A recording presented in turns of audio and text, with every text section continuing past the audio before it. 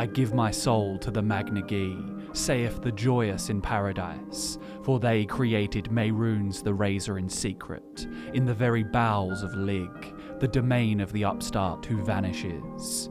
Though they came from diverse waters, each get shared a sole purpose, to artifice a prince of good, spinning his likeness in random swath, and imbuing him with Oblivion's most precious and scarce asset, hope. Lig was ruled over solely by the tyrant dreg kings, each to their own dominion, and border wars were fought between their slave oceans. They were akin to the time totems of old, yet evil and full of mockery and profane powers.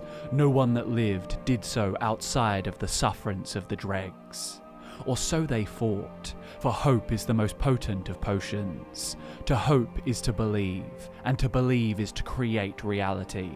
Every fibre of Dagon's divine raiment is soaked in this hope, and in his 4 hands he holds a storm, a rush of plagued rain, all the tinder of Anu, and the very eyes of Padhom. Dagon looked upon Lig, the realm of the upstart Lorcan, and his hope became a promise of liberty, of Numantia. Mehrunes the thief-taker, Mehrunes God's body, Mehrunes the red arms that went up. Mehrunes threw down Lig and cracked his face, declaring each of the 19 and 9 and 9 oceans were now free. When the shackled slaves of Lig saw those 4 great muscled arms thrust skyward in defiance, they threw off their restraints with hope-fueled might, and rebellion spread like a conflagration, engulfing the slave oceans of the Dreg Kings, as if the water was oil. The towers of Kimel Gar-Jig were pulled down, the Templars of the upstart were slaughtered, and blood fell like dew from the upper wards down to the lowest pits, where the slaves with maniacal faces took chains and teeth to their jailers, and all hope was brush fire. No corner of the world was safe from Dagon's red legions. Suns were riven from the sky as they rampaged across Lig, and mires were drained to reveal cowering slavers, doomed to die in the red tide. And so, Lig faced a new dawn, and was freed. This cryptic tale of a bloody rebellion, in a distant but close land known as Lig, was first documented by the Prince of Ambition Mehrunes Dagon himself, in the desert of Rust and Wounds, the Deadlands. It was then interpreted by the cult leader of the Mythic Dawn, Mankar Cameron. This mortal had created his own realm of oblivion with this knowledge, and changed his very name and biology with Dagon's razor. Many call him mad, and how could you not be after opening your mortal mind to the cataclysmic secrets of an immortal being? And then, his interpretation has once again been interpreted by another mortal, me. We'll never know the exact details of this apocalyptic rebellion, but it seems the Mythic Dawn aimed to recreate this revolt in Tamriel, in an event called the Oblivion Crisis. Thanks to a hidden Dragonblood heir, a nameless hero, and an avatar of Akatosh, Tamriel escaped Dagon's enforced freedom. But it seems Lig was not so fortunate. This mysterious continent was supposedly destroyed. Its towers were torn down, and it was set free. But the true fate of this parallel version of Nirn, that fell to Dagon in another Kalpa, is anything but clear. The revolution comes at the end of Lig's story, and there are plenty of other secrets to unearth about this mystifying realm. In today's video we're going to speculate on these secrets, and discover all there is to know about this perplexing parallel place. Whether we imagine Lig as Lorcan's previous project, or perhaps a coexistent one adjacent to Nirn, it's regardless difficult to imagine the dregs in positions of power. When we look at the dregs of Tamriel, we see territorial crustaceans, fish near to extinction by the Dunmer of Morrowind. Their hides and wax are valuable, and even the deepest recesses of the Padamaic Ocean could not save them from becoming an endangered species with severely hindered intelligence. It is believed they were once a sapient race, but most of the stories are very old, and come from sources that lean more towards poetry rather than scholastic integrity. In 4th Era Tamriel, the greatest sign of intelligence comes from the dregs, who cut fishing nets to scavenge fish. Meanwhile, in their fertile stage, the dregs change form and emerge onto dry land. This process is called carvinism, and land dreg are known only for their mindless aggression. Comparatively, the dregs of Lig and the dregs of ancient times seem alike only in name. Mankar Cameron described a dreg civilization that was mired in constant and total war, carried out by ruthless totalitarian kings. But we can learn more from the warrior poet and demigod of Morrowind, Vivec. His lessons tell tall tales, full of embellishment, and they're often crammed full of cryptic language, obscuring reality and metaphor until you get a kind of mythology that is both fictional and factual. Why are the universe's greatest mysteries written about by Tamriel's most enigmatic characters? Perhaps it's because all of the rational intellectuals on Nirn have a propensity for disappearing the moment they get a glimpse of enlightenment. I'm looking at you, Kagranak. But whatever the case, a great deal can be learned from Vivec about the ancient dregs and their mysterious master. Vivec told the story of the Netchaman's wife, who was thrown into the ocean and taken by the dregs to their underwater castles of glass and coral. The best known of Vivec's stories about the dregs tells of the Ruddy Man. Sermon 28 says, "When the dregs ruled the world, the Daedroth prince Molag Bal had been their chief. He took a different shape then, spiny and armoured and made for the sea. Vivec, in giving birth to the many spawn of his marriage, had dropped an old image of Molag Bal into the world, a dead carapace of memory." For context, in an earlier sermon, Vivec told of his marriage to Molag Bal. Vivec gave the prince many children in return for the secret syllable of royalty, Kim. But that's not a story for today. Vivec's claim that the dregs ruled the world implies that they ruled Nirn, as he didn't specify that they ruled Lig. But if Lig is a parallel version of the familiar world, or the very same world in an ancient time, then the distinction wouldn't matter. As an original spirit, Molag Bal, as well as all the other gods, could have meddled in the affairs of both Lig and Nirn. So when Vivec gave birth to Molag Bal's children in Tamriel, it's entirely possible that echoes of the Daedra Lord's past would be passed down hereditarily to the offspring. Molag Bal was the preeminent chief of the Dreg tyrant kings of Lig, and now Vivec had unleashed a piece of that primordial monster on Nirn. This dead carapace of memory was picked up by a young Dunmerry child from the village of Nisus. Vivec sought out this corrupted child, who was driven to barbarity by the Shell.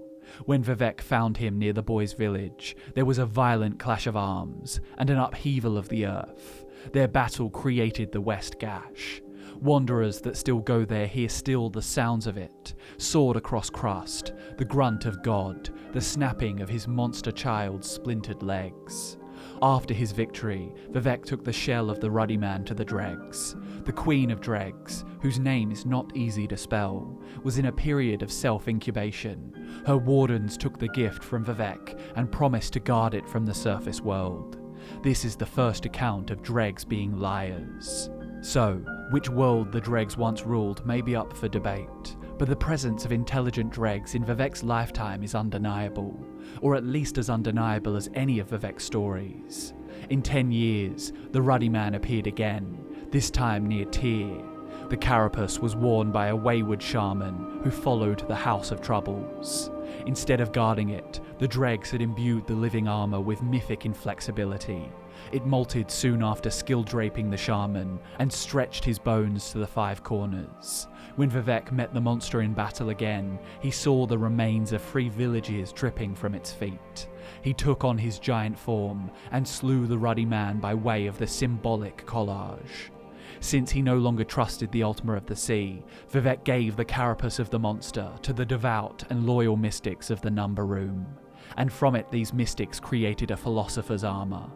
Whatever the true relationship between Lig and Nirn may be, these crustaceans seem truly otherworldly, and even as their mental faculties dwindle away, lost to the ebb and flow of the tides, reverberations of their long-past dominance in an alien realm still resonate from their abyssal cities of glass and coral, their ineffable names, and their strange magics.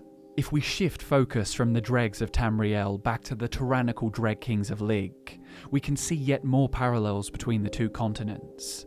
So far I've hinted at the idea that Lig was another of Lorkhan's attempts at creating a mortal realm. To say whether this attempt predated the creation of Tamriel would be irrelevant, as outside of the mortal world, there is no linear time. That is a function of Auriel or Akatosh in creation. You could argue that Lig occurred in a previous Kalpa, a previous cycle of the universe's life, death and rebirth. But to the gods involved in creation, establishing chronology would be frivolous. It would be the kind of unnecessary context that only a mortal could need. Just like the creation story we all know so well that brought Tamriel out of the Dawn Era and into the Malefic, I believe Lig was created the same way. Lorkhan asked the original spirits to help him with his creation. Our definitions of Adric and Daedric had no bearing here. Magnus was the architect of the mortal realm, and his Magna Gi aided in this process, before fleeing to Aetherius when they learned of the cost.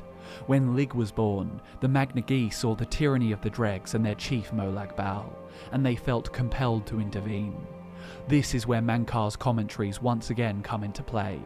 The Magna Gi created Mehrunes the Razor in secret, in the very bowels of Lig.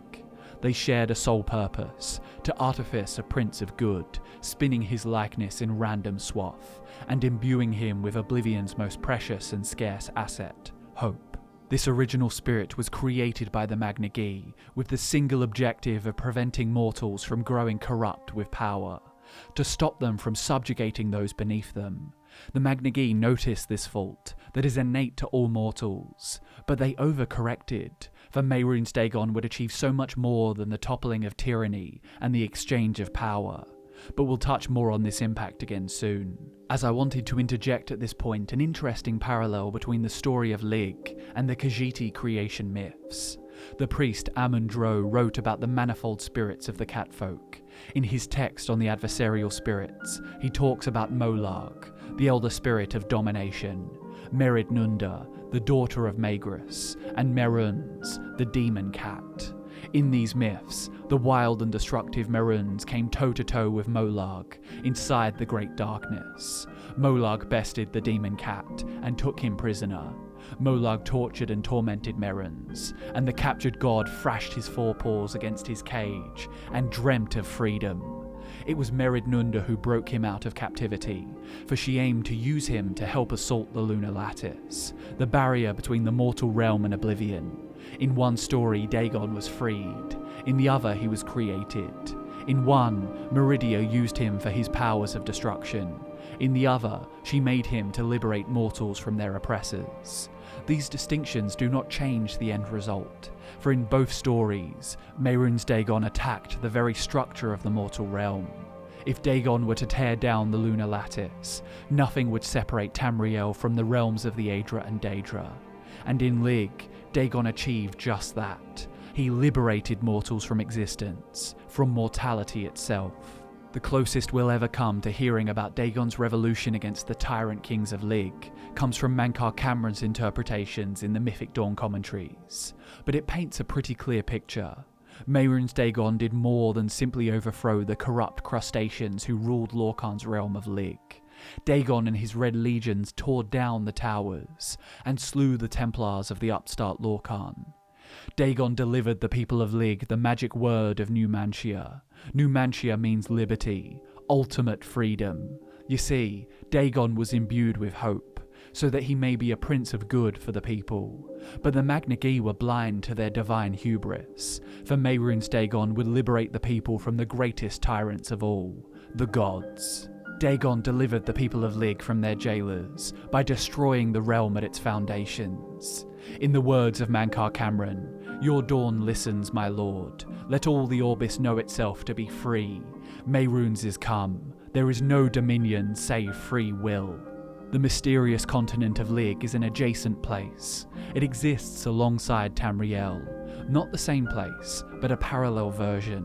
Lig was another of Lorkhan's attempts to create a mortal realm with the aid of the Atada. Only this parallel version failed. The success of Dagon's rebellion freed Lig from creation. It unmade the realm.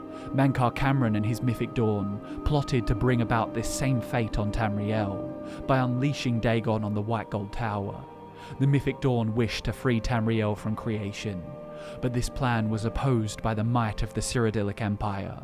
The Dragonblood heir stood up to the Prince of Destruction and succeeded where the dregs failed. With the aid of Akatosh and of Shor, the Covenant was restored, and Dagon was sent back to his infernal deadlands. So what was Lig's fate? Menkar's words suggest that this parallel world was unmade, while an unofficial but no less important source, Michael Kirkbride, who wrote a great deal of the canon lore we discussed today, claims that it's one of the adjacent places, and it's still there.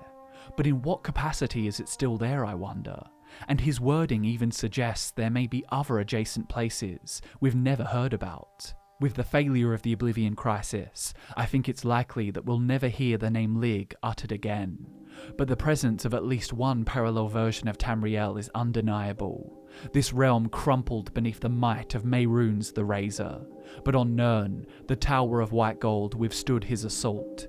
The Mythic dawn was averted. Mortal life on Tamriel goes on. But there you have it, guys. I hope you enjoyed the video, and maybe you learned a little something about one of the Elder Scrolls' most perplexing places. Thanks for watching, guys. I've been Drew, this has been FudgeMuppet, and I'll see you in the next one.